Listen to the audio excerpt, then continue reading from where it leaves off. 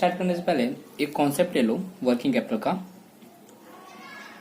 Note down कर लेना इसको, कि अगर organisation, if the organisation is old one, old means existing one, मतलब पहले से ही चल रहा है ना, then raw material consumed and material purchase shall be equal. Okay, लेकिन अगर कोई ऑर्गेनाइजेशन नया है ना, तो उसका फर्स्ट ईयर ऑफ ऑपरेशन है, तो रॉ मटेरियल परचेज जो है वो रॉ मटेरियल कंज्यूम से ज्यादा होगा। क्यों ज्यादा होगा?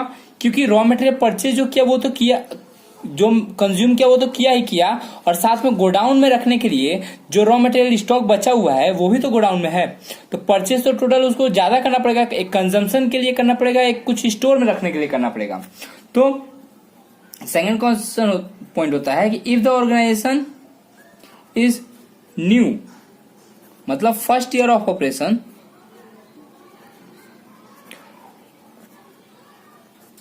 clear, then raw material purchase will be more than raw material consume। Simple सा बात है, परचेज ज्यादा रहेगा कंजम्पशन से, क्योंकि स्टोर में भी रखना पड़ता है।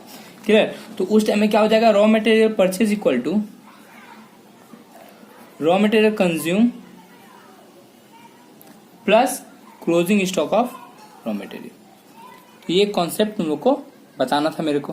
Okay, note it down. ये क्वेश्चन है और ये one of the best sum है। एक सम करोगे तुम्हारे 100 में से तुम्हारा सपोज कर लो वर्किंग कैपिटल जो है 95% क्लियर हो जाएगा। Clear? ML limited is commencing a new project for manufacturing a plastic component. Clear? एक कंपनी है जो कि प्लास्टिक कंपोनेंट को मैन्युफैक्चर करती है। The following information has been ascertain for annual production of 12,000 unit. 12,000 unit produce करना है, which is full capacity. 12,000 वो फुल्ली कैपेसिटी में काम करता है। ये हमको कुछ कॉस्ट पर यूनिट का इंफॉर्मेशन दे दिया है एट 12,000 यूनिट पे। क्लियर? अच्छा, the selling price per unit is expected ₹96, मतलब वो कितना करके बेच सकता है, 96 करके, and selling expenses is ₹5 per unit. अच्छा, विच इज 80% इज वेरिएबल, मतलब कि 5 रुपए में 4 रुपया वेरिएबल है और 1 रुपया जो है वो फिक्स है। फिक्स कितना यूनिट पे है? 12,000 यूनिट पे, ध्यान रखोगे। अच्छा, in the first 2 years clear of operation production and sales are expected as follow. क्या क्या प्रोडक्शन सेल्स दे दिया है देखो। Year first year second year का दिया हुआ है। फर्स्ट ईयर में प्रोडक्शन हुआ है 6,000 यूनिट, सेल हुआ है 5,000 यूनिट, कहीं ना कहीं 1,000 यूनिट अभी भी उसके क्लोजिंग स्टॉक में पड़ा हुआ है। सेकंड ईयर में प्रोडक्शन हुआ है 9,000 यूनिट और सेल हुआ है 8,500 यूनिट। ध्यान रखो, 9,000 तो प्रोडक्शन हुआ है, 1,000 पहले से था, 9,000 प्लस 1,000 10,000 हो गया, उसमें से 8,500 सेल हुआ है, तो मेरे पास 1,500 अभी भी पड़ा हुआ है। ओके, फिर बोला है to assess the working capital requirement for following information is given below. क्या क्या दिया हुआ है मेरे को? रॉ मटेरियल स्टॉक है 2.5 मंथ का एवरेज कंजम्पशन का। क्लियर? वर्क इन प्रोग्रेस कुछ भी नहीं है। डेटर 1 मंथ एवरेज सेल का रहता है। क्रेडिटर जो है 1 मंथ एवरेज परचेज का रहता है। Outstanding expenses 1 month average of all expenses रहता है। क्लियर? एंड कैश बैलेंस बोला है कि हम लोग को 10,000 रखना है। Finish stock is valued at average cost method, और फिनिश स्टॉक जो है वो एवरेज कॉस्ट मेथड के हिसाब से क्या किया जाता है, वैल्यू किया जाता है। तुमको पहले बनाना पड़ेगा स्टेटमेंट ऑफ पीएल एंड तुमको बनाना पड़ेगा वर्किंग कैपिटल रिक्वायरमेंट कितना है। तो अपने पहले कॉस्ट शीट बनाएंगे। कॉस्ट शीट में हम ये ईयर 1 देते हैं एंड ये ईयर 2। जैसे कि अभी हम कॉन्सेप्ट दिया ना, ईयर 1 में रॉ मटेरियल स्टॉक ज्यादा रहेगा, ईयर 2 में रॉ मटेरियल स्टॉक का परचेज जो है कम रहेगा, वो अभी इग्नोर करते हैं। अभी हमको देखना है कि फर्स्ट ईयर में जैसे कि तुम लोग देखा कि प्रोडक्शन जो है 6,000 यूनिट था। क्लियर?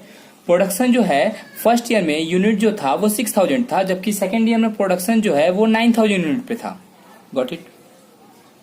अब एक एक करके कंजम्पशन लेंगे, क्लियर। और एक बात समझो, 12,000 फुल्ली प्रोडक्शन यूनिट है, ये फुल कैपेसिटी उसका 12,000 का है, क्लियर। तो काम कितना पे कर रहा है वो हमको देखना पड़ेगा, गॉट इट। सबसे पहले हमको लिखना पड़ेगा raw material consume, raw material consume. Simple सा बात है, फर्स्ट ईयर के लिए 6,000 इंटू 40 वेरिएबल था, क्योंकि रॉ मटेरियल हमेशा वेरिएबल होता है। सेकंड के लिए 9,000 इंटू 40, तो ये हो जाएगा 2,40,000, और ये हो जाएगा तुम्हारा 3,60,000। रॉ मटेरियल कंज्यूम के बाद हम लोग लिखेंगे डायरेक्ट लेबर। ध्यान रखना, लेबर और कंजम्पशन हमेशा वेरिएबल होता है, वो फिक्स कभी हो ही नहीं सकता है।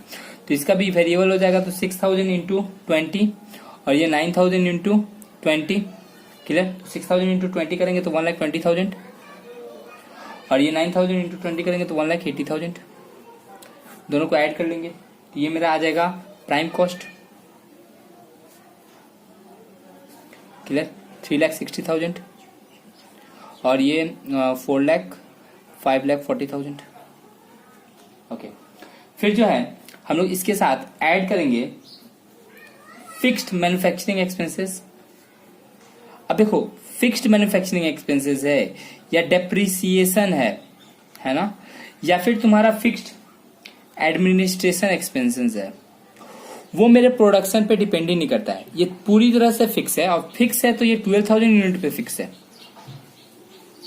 Got it. तो 12,000 से जो रेट दिया था उससे हमको मल्टीप्लाई करना पड़ेगा। तो इसका 6 था, इसका 10 था, और इसका 4 था, तो इसका हो जाएगा 72,000। दोनों में 72,000 चूंकि फिक्स है, 1,20,000, और इसका 48,000। ये सारा टोटल ऐड करेंगे तो ये मेरा आ जाएगा cost of production. Cost of production सारा ऐड करोगे तो शायद 6 लाख आएगा, और इन सारा को ऐड करोगे तो 7,80,000, क्लियर। यहाँ तक दिक्कत नहीं होना चाहिए। ये फिक्स था इसीलिए 12,000 से मल्टीप्लाई किए, ये दोनों वेरिएबल था इसलिए जितना यूनिट प्रोड्यूस हुआ है उससे मल्टीप्लाई किए हैं। अब देखो, कॉस्ट ऑफ प्रोडक्शन के साथ हम लोग ऐड करते हैं opening stock of finish goods, और लेस करते हैं closing stock of finish goods. चूंकि फर्स्ट ईयर ऑफ ऑपरेशन है तो फर्स्ट ईयर ऑफ ऑपरेशन में opening stock of finish goods हो नहीं सकता है। इसका जो क्लोजिंग होगा उसका अगले साल का ओपनिंग होगा। पहले इसका कैलकुलेट कर लें। 6 लाख मेरा कॉस्ट पड़ा था 6,000 यूनिट के लिए, है ना, और हम लोगों ने 5,000 यूनिट सोल्ड किया है, तो कहीं ना कहीं 6 लाख जो है वो 6,000 यूनिट के लिए है, और हम लोगों ने 5,000 यूनिट सोल्ड किया, तो मेरे पास क्लोजिंग स्टॉक में कितना यूनिट बचा हुआ है 1,000। तो 1,000 से कैलकुलेट करेंगे तो 1 लाख, यही 1 लाख तो यहाँ पे opening stock of finish goods हो जाएगा। चूंकि बोला है सेकेंड ईयर का हम लोग का एवरेज निकालना है, एवरेज कैसे निकलेगा, इन दोनों को प्लस कर देंगे और यूनिट जितना प्रोड्यूस हुआ है उसको भी प्लस कर देंगे। मतलब हम बोल सकते हैं कि 7,80,000 plus 1 lakh, 9,000 plus 1,000 that is 10,000, और 8,500 हम चूंकि सोल्ड कर चुके थे तो 1,500 अभी भी क्लोजिंग स्टॉक में बचा हुआ है, सो मल्टीप्लाई कर देंगे। ये तुम्हारा 1,32,000 आ जाएगा। इसके साथ ये प्लस करना था, ये माइनस करना था, तो 6 लाख से 1 लाख माइनस होगा तो 5 लाख। इसमें से ये प्लस करेंगे 8,80,000 माइनस 1,32,000 तो 7,48,000 आ जाएगा। ये तुम्हारा आ गया cost of sales, cost of goods sold. Cost of goods sold आ गया। अब कॉस्ट ऑफ गुड्स सोल्ड के साथ ऐड करते हैं अपने selling expenses, clear. Cost of goods sold के साथ ऐड करते हैं अपने सेलिंग एक्सपेंसेस। अब सेलिंग एक्सपेंसेस के अंदर भी दो था, एक फिक्स था एक वेरिएबल था। फिक्स था तुम्हारा 20% मतलब 5 रुपीज का 20% निकालोगे तो एक 12,000 पे ये मल्टीप्लाई होगा, तो ये 12,000 फिक्स है इररिस्पेक्टिव ऑफ प्रोडक्शन। वेरिएबल था 80% मतलब 4, और 6,000 इंटू 4 और प्लस 9,000 इंटू 4, चूंकि पहला का इसका 5000 सोल्ड है और इसका जो है 8500 सोल्ड है, तो उतना से मल्टीप्लाई होगा जितना सोल्ड हुआ है। क्लियर? तो 5000 इंटू 4 दैट इज 20,000 और इसका 8500 इंटू 4 करेंगे तो करीब 34,000 आएगा। इसके साथ इसको ऐड कर देंगे तो 5,32,000, इसके साथ इसको ऐड कर देंगे तो आ जाएगा 7,94,000।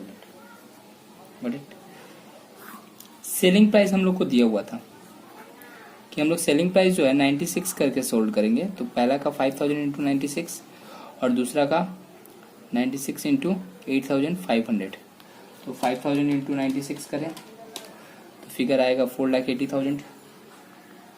क्लियर? और 96 इंटू 8500 करें तो इसका फिगर आएगा 8,16,000। तो कहीं ना कहीं प्रॉफिट या फिर किसी किसी में लॉस भी आ रहा है, क्योंकि यहाँ पे 5,32,000 का चीज हम लोगों ने सिर्फ कितना में बेचा है, 4,80,000 में बेचा है, तो हम लोग को 52,000 का लॉस हुआ है और इसमें से ये माइनस करेंगे तो 22,000 का हमको प्रॉफिट हुआ है। ये तो था कॉस्ट शीट। क्लियर? अब हम इसके बाद बनाएंगे वर्किंग कैपिटल का स्टेटमेंट। सो उसका इसमें से ये फिगर का काम आएगा। क्लियर?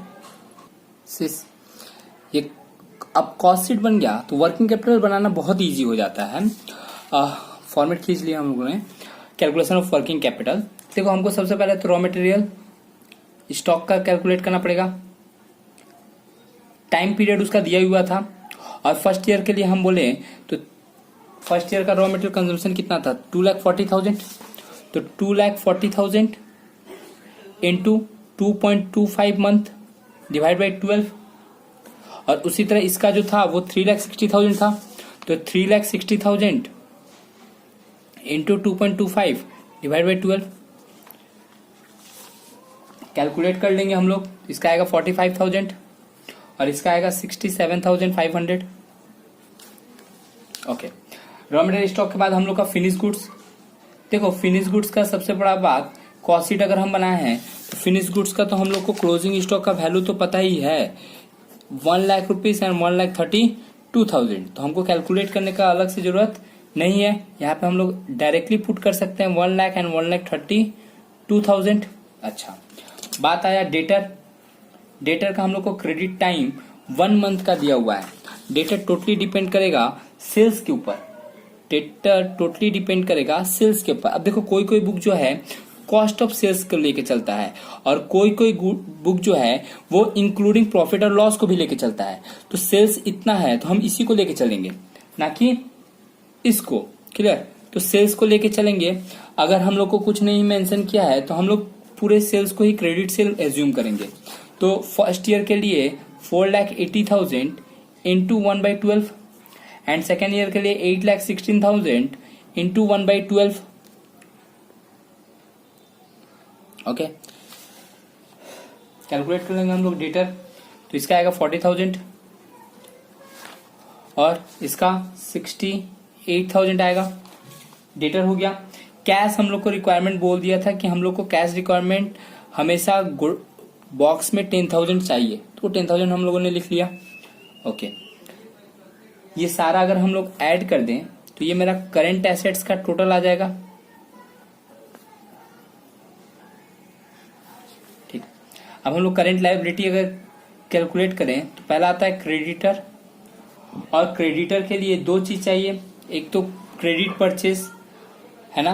तो हम फर्स्ट ईयर का क्या बोले थे, फर्स्ट ईयर का जो क्रेडिट, सिंस पहली बार अगर ये ऑपरेशन स्टार्ट किया है तो फर्स्ट ईयर के लिए ऑलवेज बोले हैं कि रॉ मटेरियल कंज्यूम और रॉ मटेरियल स्टॉक। क्लियर? ये रहेगा। और अदर्स के लिए क्या बोले थे, हमेशा रॉ मटेरियल कंज्यूम ही रहेगा, मैंने सेकेंड ईयर से, मैंने ओल्ड, यहाँ पे तो पुराना हो गया, यहाँ पे तो नया नया था। तो raw material consume plus raw material stock, तो रॉ मटेरियल कंज्यूम अगर फर्स्ट ईयर का बोले जाए तो 2,40,000 है और स्टॉक बोला जाए तो 45,000 है। तो टोटल उसको परचेज कितना करना पड़ेगा, 2,40,000 ये प्लस 45,000 वो, दोनों को ऐड कर देंगे, divide by 12 multiply by 1, divide by 12 and multiply by 1 करेंगे तो क्रेडिटर का वैल्यू आएगा 23,750। लेकिन सेकेंड ईयर के लिए हमको ये नहीं सोचना है। सेकेंड ईयर के लिए क्या है, जो मेरा है वैल्यू उसको कैलकुलेट करना पड़ेगा सेकेंड ईयर के लिए। सेकेंड ईयर का परचेज हमको कैलकुलेट करना पड़ेगा। सीओजीएस का फॉर्मूला पता ही है ना, opening stock plus purchase minus closing stock. देखो ओपनिंग स्टॉक हम लोग के पास 45,000 था, क्लोजिंग स्टॉक हम लोग का 67,500 है ना। और कॉस्ट ऑफ गुड्स कंज्यूम बोल सकते हो इसको, कंज्यूम हम लोग का कितना था 3,60,000। तो हम लोग सीओजीएस की जगह पे हम 3,60,000 पुट कर सकते हैं। ये माइनस है तो इधर जाएगा तो प्लस हो जाएगा, और ये प्लस है तो इधर जाएगा तो माइनस हो जाएगा। क्लियर। तो फिगर कैलकुलेट करेंगे तो यहाँ पे हम लोग को परचेज का वैल्यू कैलकुलेट करना है। तो परचेज इक्वल टू निकल के आ जाएगा 3,82,500, क्योंकि ये इधर जाएगा प्लस हो जाएगा और 45,000 माइनस हो जाएगा, तो 3,82,500 ये मेरा परचेज हो गया। तो हम यहाँ बोल सकते हैं कि 3,82,500 इंटू 1/12 कर दो, क्योंकि 1 मंथ का वो भी क्रेडिट देता है हम लोगों को, है ना। तो इसका फिगर आ जाएगा 31,875। अच्छा, बाकी जो बचा वो हम लोग का बचा आउटस्टैंडिंग एक्सपेंसेस, है ना। आउटस्टैंडिंग एक्सपेंसेस भी हम लोग को बोला था कि 1 मंथ का हम लोग को ड्यू रहता है, और ये टोटली डिपेंड करेगा एक्सपेंसेस के ऊपर, और वो भी कौन सा एक्सपेंसेस के ऊपर, कैश एक्सपेंसेस के ऊपर। ध्यान रहे कि हम लोग जब ये बनाए थे तो इसके अंदर में fixed manufacturing expenses, depreciation, fixed administration expenses, direct labour, ये सब मेरा एक्सपेंसेस है, लेकिन depreciation is non cash expenses. तो हम लोग को डेप्रिसिएशन को नहीं लेना है, अपने लेना क्या क्या है, डायरेक्ट लेबर 72,000 ये, 48,000 ये, 12,000 ये एंड 20,000 ये। तो ये टोटल एक्सपेंसेस है, कैश एक्सपेंसेस, है ना। और उसके बेसिस पे हम लोग को क्या करना है, कैलकुलेट करना है। तो हम बोल सकते हैं कि फर्स्ट ईयर के लिए अगर हम यहाँ पे कैलकुलेट करें तो डायरेक्ट लेबर तुम देख सकते हो 1,20,000 है, 72,000 है, fixed manufacturing expenses, fixed administration expenses है 48,000, फिर तुम्हारा सेलिंग एक्सपेंसेस अगर दोनों को हम ऐड कर दे तो 32,000 है ना। और ये टोटल एक्सपेंसेस हो गया, और इसका 1 मंथ का निकाल लेंगे फर्स्ट ईयर के लिए। उसी तरह सेकेंड ईयर के लिए अगर हम कैलकुलेट करना चाहें तो वैसे ही कैलकुलेट कर सकते हैं।